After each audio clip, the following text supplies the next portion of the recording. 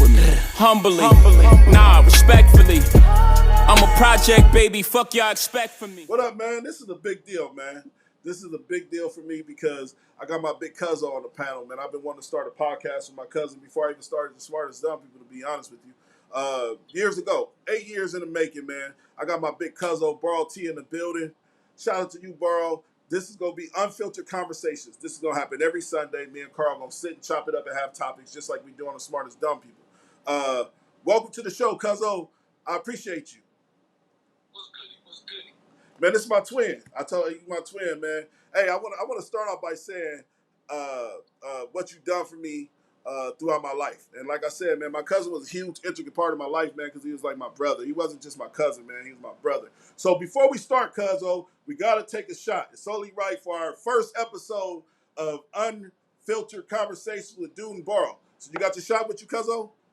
Yeah, don't judge me. All right, I'm not going to judge you. But listen, I'm not over you. I'm not under you. I'm right beside you. Salute, my nigga. I wish you was here in the flesh so we could do this, but we're going to do it via Zoom if we got to. Listen, man, we're going to get straight to it. You've been MIA. You've been MIA. We got shit to talk about. We got to talk about mental health. We got to talk about what you've been doing, what you got going on. But I feel like it's only right that our first topic, because this is what, and we got the bricks in the backs because we just a couple project babies. You know what I'm saying? But let's get straight to this motherfucking conversation. So we're gonna start with this. You gotta re-meet me. Because like I said, you've been out of sight, out of mind, and like me and you done had the conversation. A lot of motherfuckers think I'm the same dude than when I was a little dude. I'm still a little dude to you, but not to these niggas. And I hate to say it like that. But let's have a conversation, man. We'll be right back with you. Let's show the clip. Let's pull this clip up. Re-meet me. You not the I same. ain't the same nigga in fifth grade. Even the niggas from a year ago. It's niggas somewhere telling niggas story about a nigga who I ain't even him no more. You not no more. I ain't even him no more, King. So I don't even like Buddy. So you right, keep telling who about that nigga, cause I'm saying that nigga was fucked up too. I ain't even, you gotta re-meet me and then go tell this new nigga. All right, so that's the actual clip, man. And I want to start by saying, I'll let you go first, cuz. And I'll give you an explanation of what I mean by that. Years ago, me and Carl was supposed to start a podcast. And, like, we just kept dragging our feet in the sand. We had shit going on. We got families to take care of. And it never jumped off. Our podcast was supposed to be called The Barbershop. Right after we didn't do the podcast, LeBron James came out with a podcast called, what? The Barbershop. And I was kicking myself in the ass behind it because me and Carl had the barbershop we was going to do it in. But like I said, we had shit going on, right? But in the last 8 years, cuz I realized I can't drag my feet. Because like I was telling you, if I wait on anybody, the shit ain't going to get done. You know what I'm saying? What's your opinion on that? You got to re-meet me. Do you feel like people got to re-meet you? I most definitely do. I think I grow every day, to be honest with you. You know what I'm saying? I think that, hold on, dude. No, you're good. No, you definitely got to be me. I think I grow every day. I think I grow every year, actually, to be honest with you. You know what I'm saying? So, absolutely. If you ain't seen me in the last 12 months, you definitely got to re-meet me. I might think differently. You know what I mean? Well, I think it's good that we grow. I think that it's important that we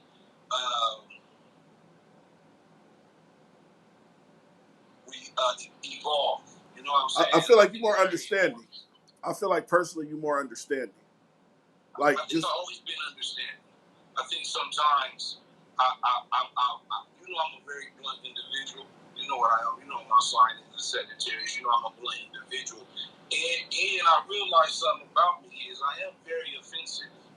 But I mean well. You know what I mean?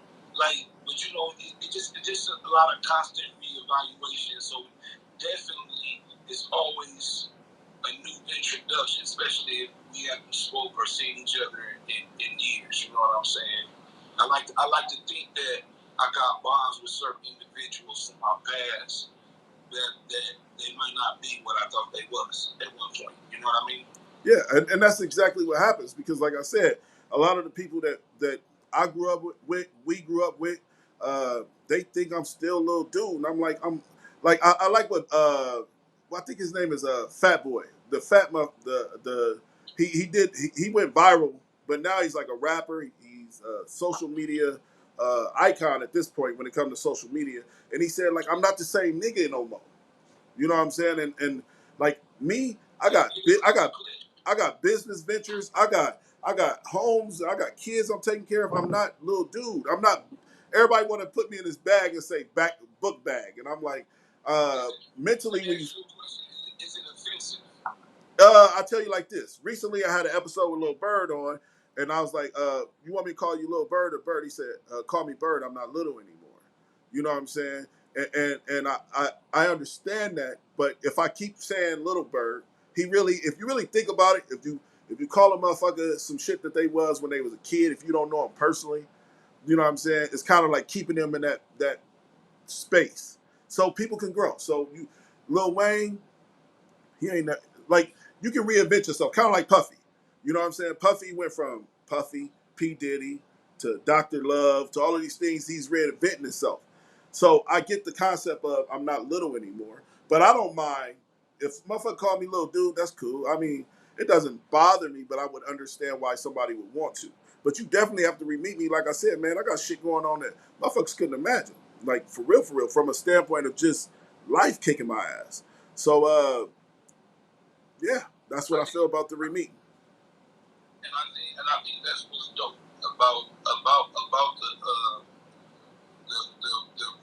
the reintroducing yourself. You know what I mean? Yeah, I think that it's important that we change. We ain't gonna grow. I mean, it's crazy. You know what I'm saying? It's crazy. I know you probably check. Going to another subject of a topic that I think we're gonna touch on here shortly, so I didn't want to carry on. Yeah, for sure. But before we switch topics, because you right on point, we got to change and evolve. And like I said, man, a lot of the things that we did as kids, and I'm like I said, you my brother. I'm just keeping it a bean. You taught me a lot of shit. My own big brother, no jab at him, but you taught me a lot of shit that he didn't have time to do, because I was fucking with you. Like we was like really best friends. You know what I'm saying? I was like your little broke friend. But at one point in time, because I'm just being honest with you, you taught me how to swim. But the way you taught me was fucked up. I still got PTSD from it. The way you taught me was fucked up. Hey, listen, pipe down, dude. Pipe down. You literally threw me in the water. No, I would. You was like, because you was a swimming expert at the time. You was like goddamn Michael Phelps at Kellum. You motherfucking threw me in the water and was like, I got you if you. I wasn't no swimming, man. You taught me a lot of shit about life. I'm gonna keep it a bean with you. Dude, you said I pushed you in the water. You didn't push me, nigga. You threw me in the water. Hey, my nigga, guess what you became? A swimmer. A lifeguard, nigga. Was you a lifeguard? Am I tripping? No, I was a lifeguard. Oh, okay. Who am I? I must be motherfucking Thibodeau or something. Hey, you old. You spot on for real. You helped me. Like I said, man. That's based on a true story. That they might not know that. That's based on a true story, my nigga. We gotta keep those. You try to go. Hey, listen. I'm gonna tell you how cool I am. You just try to like. I'm being emotional a little bit here because you said, hey, I pushed you in there. It was traumatic for you. You probably was fucked up. But I didn't want you to do that. Even with some street shit, like you already know what we've been through. Some might know the story, some might not. Even on some street shit, nigga, I ain't never want you to really dive in there. You gonna dive in there, nigga. You gotta dive in there. You know what's funny is, I was thinking about. You might have taken it personal because I didn't take the loving approach, which a lot of people might take that personal. You know, I gotta say this because you spot on topic what we're about to have a conversation about, but a lot of people don't like. Back in the day, you didn't want me to hustle. You know what I'm saying? Like I'm just being honest with you. You never gave me no package and said go do your thing. And at the time, I was like, he don't want me to have money. No, like I appreciate it now in the grand scheme of things because you kept me out of jail. You know what I'm saying? Like a lot of motherfuckers. I kept myself out of there too. Man, a lot of motherfuckers went to jail, and a lot. Hey, dude, a lot. And listen, and That's why I didn't want you involved, just because of the scary circumstances. I mean, like, I was very concerned for your life, my life, even gangbang, even when I was doing that wild, silly shit, I don't think that really was me. I just wanted to see if I could do it. And then obviously, it really wasn't a problem for me. But I'm not proud of that shit. Matter of fact, I think I've always been a good kid, even back then. I was respectful of how I handled shit, to be honest with you. I don't think that I got no bullshit. I ain't do no foul shit, like, on some crooked shit. You feel me? The only thing I'm mad at you about is at one point in time, dog, you was the supreme athlete. You know what I'm saying?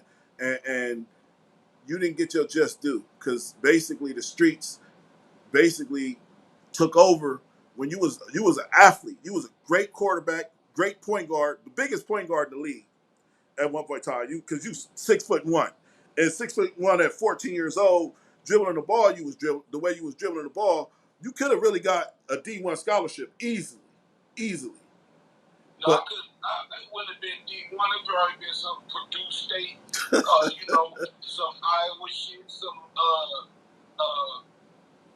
rest in peace, Lambeezy shit, where you play an Iowa restaurant dude. I don't know, know. But like it would have been some shit like that. But I definitely could have capitalized on educational wise, athletic wise. But I realized something. I was scared in the motherfucker.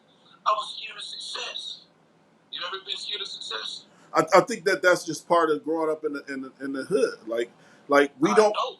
You always talk. Hey, listen, you be on that Brandon Marshall shit, and I love it because you made me realize something until you said something to me the other day. Like, nigga, you don't be tapping into your emotions. I'm like, what, nigga? Listen, but it's really deep because I really act tough, nigga. Like all the time. Really, no, you be hard all the time. Though. Like that shit take energy. It do, but like you can't let everybody play with you. Like I don't want to be no friendly looking individual. You know what I'm saying? But I don't want to be mean either. I definitely want to be approachable. You feel me? But I don't want to be too nice. And I think that when you grow up a certain kind of way and you believe a certain kind of way your behavior should be or the way you should move, it be stuck in you until you realize, and then that's when you adapt and then change. I think I'm at a point right now where I'm realizing. I thought I was being humble, but I think I never was humble. I'm being 100 with you because I wasn't willing to let my guard down to be emotional, and that's just like when we was talking about the sports, and it was like you could have been this. I'm scared of success, just like I'm scared of certain emotions being exposed. Because I don't want my feelings hurt. I mean, but to elaborate on some shit you talked about off camera. Yeah, but this the thing though, cause like you only get one life, right? This is what I feel. This is what I feel. You only get one life. All right, we pushing 40 something. We not in the streets. I'm emotional. I don't have to prove to no nigga. I'm just being honest. I don't have to prove to no nigga how tough I am. I don't have to prove to no dude how street I am because it don't add to, like the streets lie to us, man. Do you understand? We are told a real nigga don't snitch, right? I'm around a lot of niggas. I know a lot of cats that did told, right? So my point is, and like I said, never been in no trouble. Never, yes, never did no weird shit. But I realized that the same dudes that I looked up to and had this vision of what they were telling me was reality, them motherfuckers is fake as shit. So it kind of brought me back down to reality, and I realized that, oh shit, maybe I was the one in the room trying to tell, like, niggas used to laugh at me because I said I love my wife. Like, that was a joke to people. Because you loved your girlfriend, it was funny. You know what I'm saying? And I'm saying, like, all of these things that when I sit and tap back into my mental at that time, it took me to a level of, oh shit, the streets was lying to me. Just like Bootsy, right now.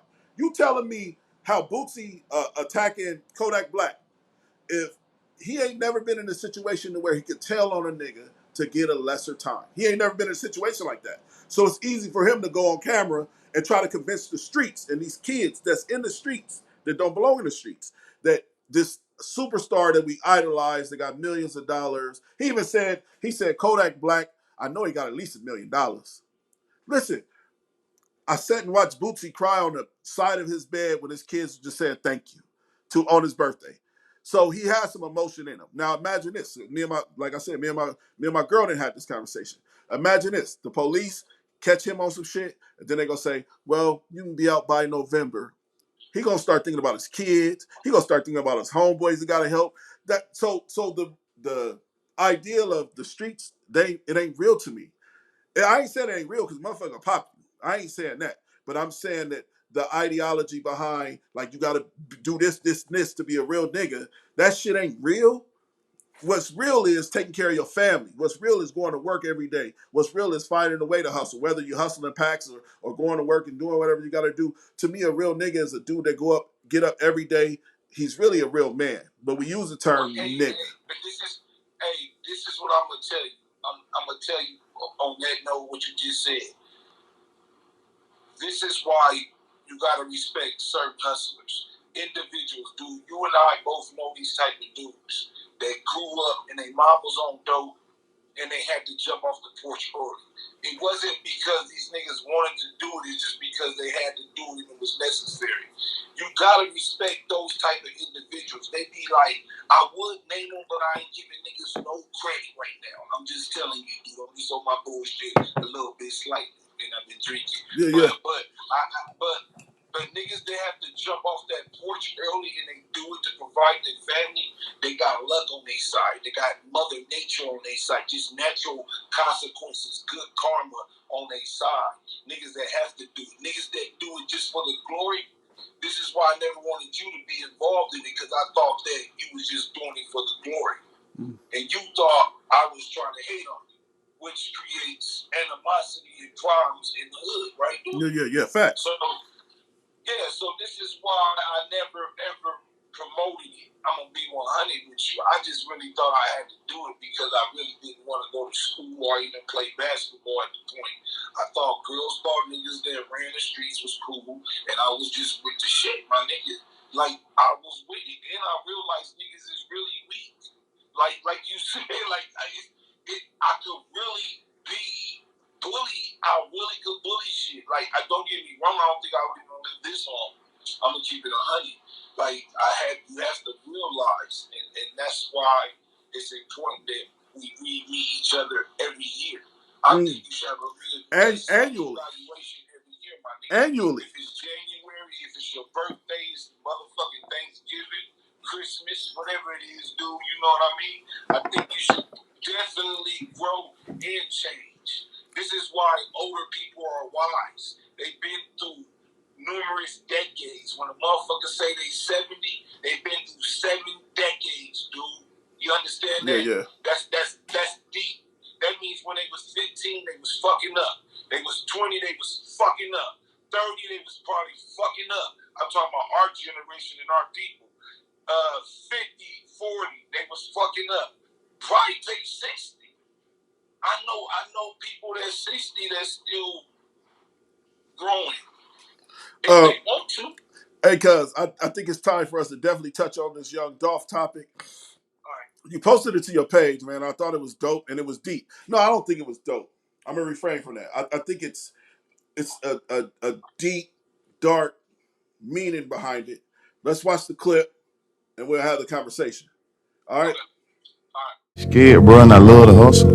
I love the adrenaline. I love the feeling of putting the play together and like going all the way through with it and smiling at the end because it did more than what you even thought and expected the shit to do. Know what I'm saying? And with any play you execute and you do that on, it's like it's gonna be success. I don't care who that is. I don't care who you is. It's like you do it right, it's gonna get done. All right, so that's the actual clip, man. You posted this, cuz. I want to know your opinion before I give you my Dr. Phil ass opinion on this conversation. Well, Why you post it? What do you want to know my opinion? What I meant when I posted it? Yeah, like what state of mind was you in, and what was your angle? I know you might not believe this, but when I posted it, I was looking at it more like as a leader aspect. When he said that he was running plays, I didn't really. When I use a lot of analogies referring to the streets, it don't really mean that I'm promoting the streets. No, not at all. I just like the principles of it. If you follow like a commandment of the streets, the real commandment. This is why snitching and all that shit is important in the hood, because if you follow it, it's like a moral character. So when I posted it, I meant that I was just running plays. That's why when I put it in my comment section, I used to literally draw up plays. I remember getting into it with my Coach Gang for OHA. That's the Vietnam Project. Yeah, shout out to Coach Ganny. Wait. Vietnam Projects, Pleasant View, South Omaha, and Spencer Projects, all in one. We was all on the same team. So when I played for them, I literally was the quarterback at one year, a couple years. I don't know if you guys might remember. Carl, was you there when Coach Mackey was there? You know what? I had Coach Mackey on The Smartest Dumb People, and Coach Mackey was my coach, and you played for the big team, I played for the little team. I remember you made me and Bug go heads up, and he was like, ooh, that sounds like you got some aggression in you. You don't remember that shit? It's certain shit in my life I'll never forget. As you talk about Coach Ganey, we just had Coach Mackey on our show probably about 6 or 7 episodes ago. That's just funny you speak on OHA. OHA is Omaha Housing Authority football team. And they had multiple teams. They had teams. Yeah, they had teams in sections, which was South Omaha, like you said, Pleasant View, Hilltop, and then Spencer. And then you had, But yeah, OHA, that's a staple in the community.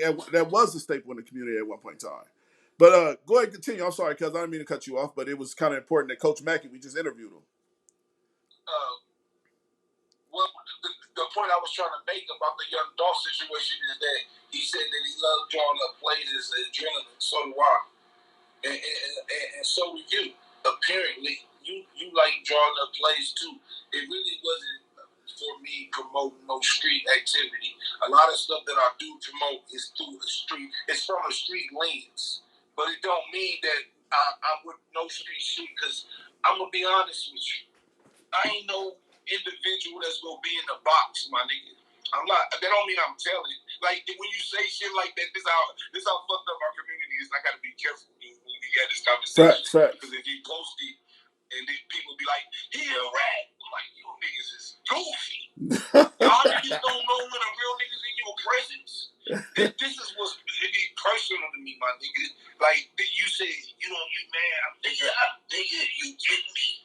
I grew up with these niggas, and this is the point of the play, my nigga. I drew the plays, nigga. These niggas might not even know it. Do you understand that? Yes, sir. All right, so I'm not arrogant for no reason. You understand what I'm saying? Yeah. There's definitely a reason behind it, and I don't take it seriously. Like it's a saying that say, with great powers come great responsibility. Facts. That means this is why preachers are important. Because if you a preacher, you probably could knock off everybody in the pulpit, dude. Life work. It's your responsibility to be mature and not do this shit. Yeah. But guess what happens? The preacher knocks off the people in the pulpit. Man, listen. All right. As you said that. So, like I said, I used to believe in the more women you had. Me and you had this conversation off camera. The more women you had, you was a player, right? But I realized in my new life that, like, you got to re-meet me. I realized in my new life that the key is really being able to, like, not take the bait of women or being even approached. Like I don't even, I don't even I don't even I don't even watch porn at this point because, like, I realized it's self-control. It's self-control though. Like I'm working on self-control, and it's a deep inner thing that I'm working on from even the conversation we had before the show when I was like, Carl, like I don't think you understand. Like when I say I'm gonna do something, I just like, but that comes with self. The only thing I can't control is this goddamn shots. You know what I'm saying? And I'm working on that.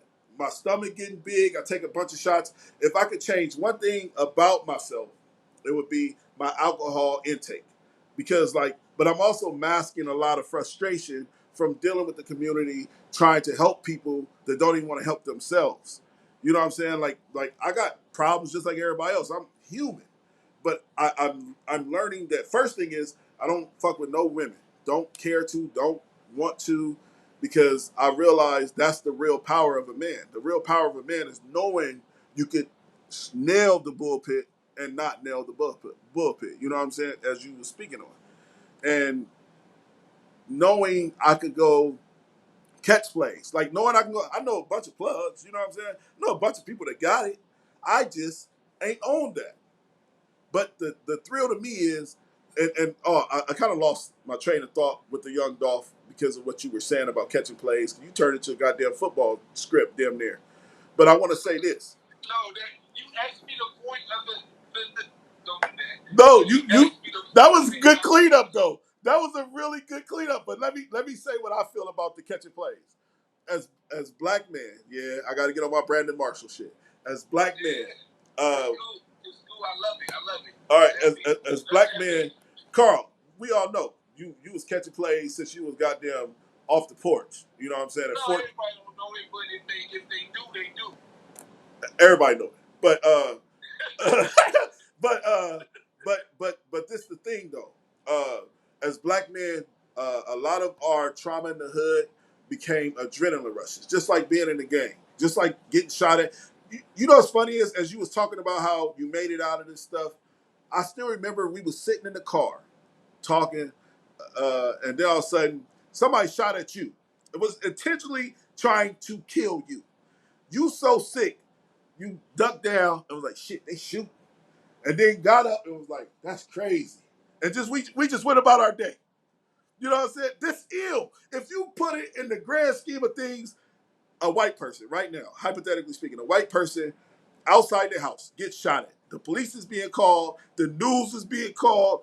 Black culture is feeding the black men nothing but bullshit. You didn't even think to call the cops. You didn't even think to say, who shot at me? You ducked. Niggas, I mean, people kept it moving. And we went about our day. We probably went and hooped that day. But I'm saying to you, that's still a sick way of... Should I close the law? Hell yeah, you should have called the police. You a civilian. Now I am. Okay. Listen, hey, dude, you don't even know how deep this shit is. Because now, guess what I got? And this is what I learned. Even if I thought I got away with anything in life and it's beautiful, I got a son, my nigga. Not even the son, I got daughters, my nigga. Facts. And you do. We can't get too deep because I ain't gonna unpack everything. No, we got more episodes. We gonna keep, this shit is unfiltered. What does it do? Unfiltered conversations. With Dude and Barl, yes, sir. I'm drinking. We gotta get used to it. Salute to my nigga, dude. I was wondering. I said, I love that little nigga. I like you, dude. I do. Don't think I don't, my nigga. I do. I admire you. Hey man, that's probably the dopest shit you said to me, cuz. I'm not looking at you. We adults right now, so I'm not looking at you like a little nigga. You a grown man. This is why I said, my nigga, whatever you want to do, nigga, I'm with it. You feel me? But I believe in the chain of command though. So I gotta say this to you, cuz I believe in the chain of command. And you've been my told Ira this.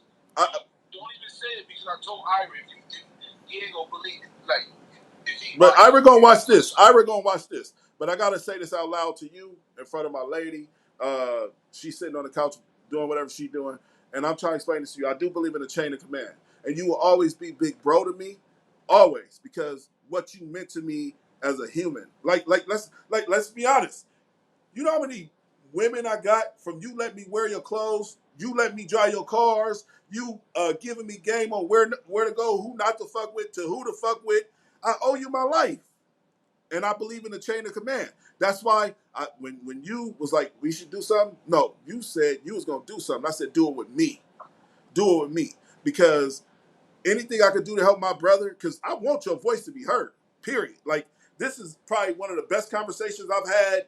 And I've interviewed Rick Ross. I've interviewed fucking Keith Murray. I interviewed real celebrities. This is one of the best conversations I had because, this is personal.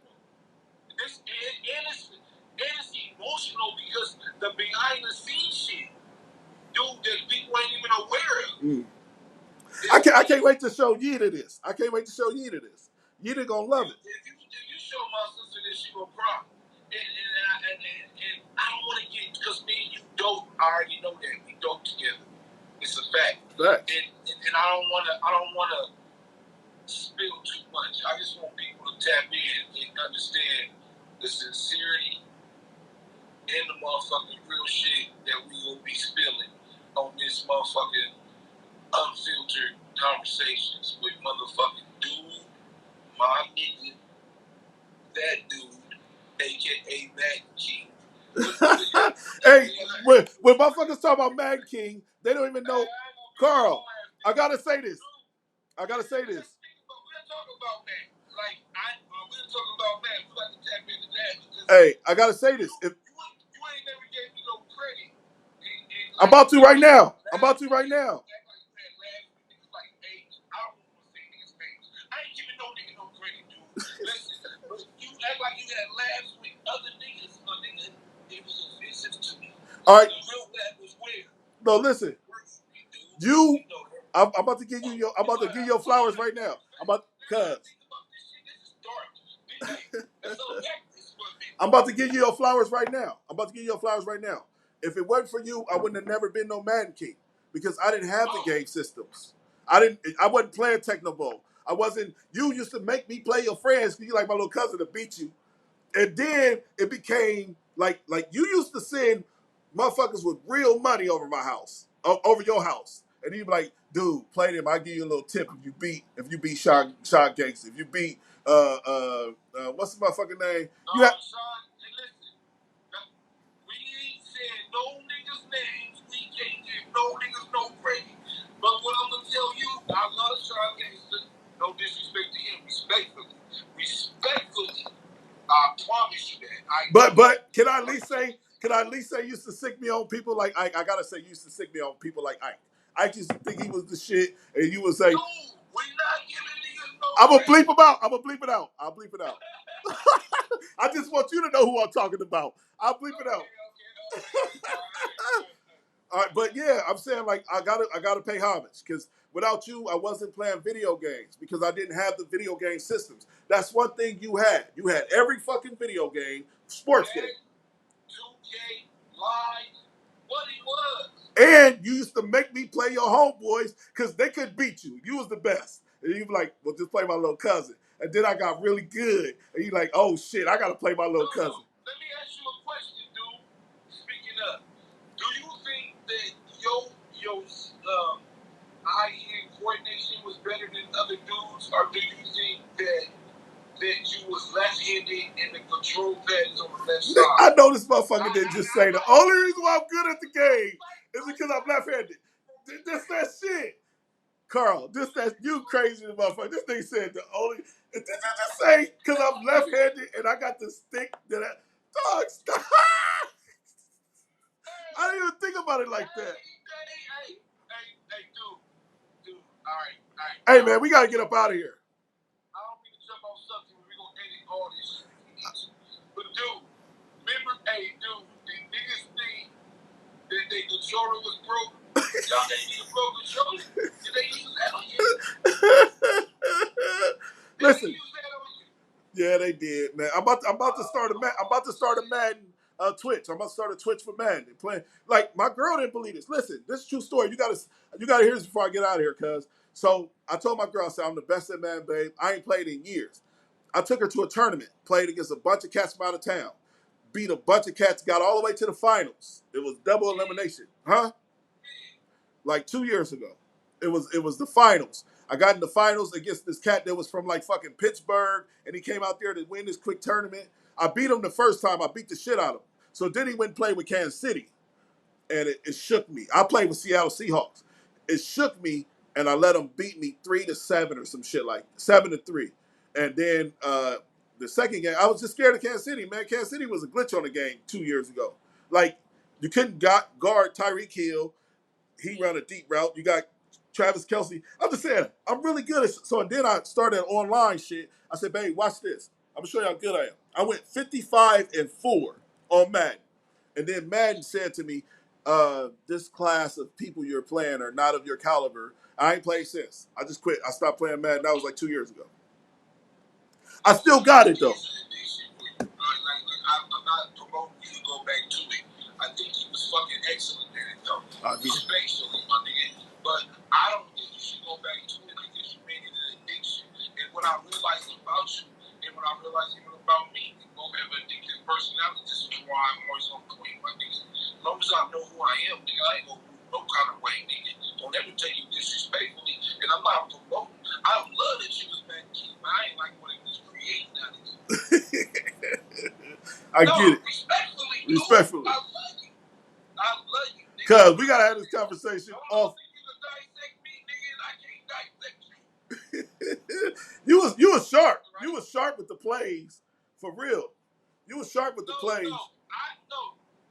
I remember when you realized something. I told you something one day. I said, dude.